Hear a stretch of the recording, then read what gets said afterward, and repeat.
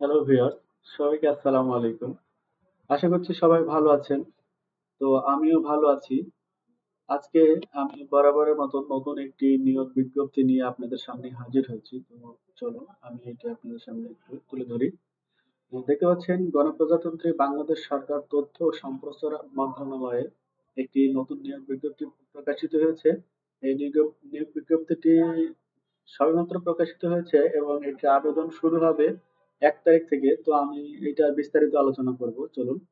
তথ্য অধিদপ্তরের রাজস্ব খাতভুক্ত ১১তম গ্রেডে ও ১ থেকে ২০ পর্যন্ত আহ, স্থায়ী পদে অস্থায়ী ভিত্তিতে সরকারি জনবল নিয়োগের নিমিত্তে বর্ণনা অনুযায়ী বাংলাদেশের প্রকৃত নাগরিকদের নিকট হতে দরখাস্তের আহ্বান করা হচ্ছে। অর্থাৎ এটি সরকারি, সম্পূর্ণ সরকারি এবং স্থায়ী পদ। এটা এই সার্কুলারটি হয়েছে।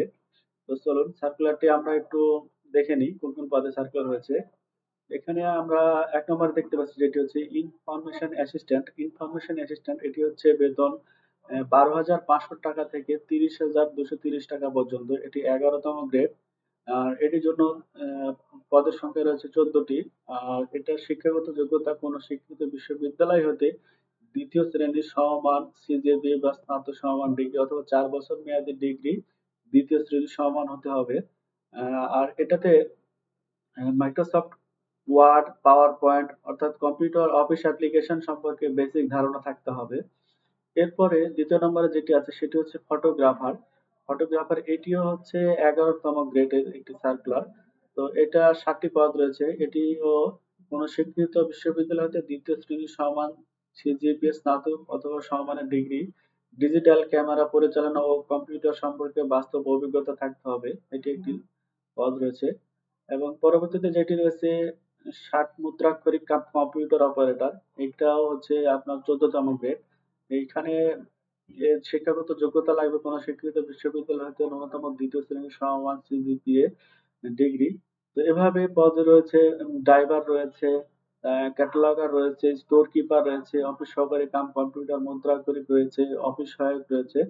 তো এই নিয়োগ বিজ্ঞপ্তির আবেদনটি শুরু হবে ১ এপ্রিল থেকে। তো এটি আমরা দেখি ১ এপ্রিল থেকে এটি চলবে হচ্ছে ২১শে এপ্রিল পর্যন্ত। এই সময়ের মধ্যে আপনারা অনলাইনে আবেদন করে নেবেন। আর যারা অনলাইনে আবেদন করতে পারবেন না, আমাদের নিচে হোয়াটসঅ্যাপ নাম্বার দেওয়া থাকবে। আপনাদের তথ্য দিলে আমরা সুন্দরভাবে আবেদনগুলো করে দিব। এবং আরেকটি কথা বলে রাখি যে আমরা এই আবেদনের জন্য কোনো অগ্রিম পেমেন্ট গ্রহণ করি না। শুধুমাত্র আবেদন করা হলেই আপনার আবেদনপত্র পাওয়ার পরে আমাদেরকে পেমেন্ট করবেন। ধন্যবাদ সবাইকে। ভালো থাকবেন, সুস্থ থাকবেন।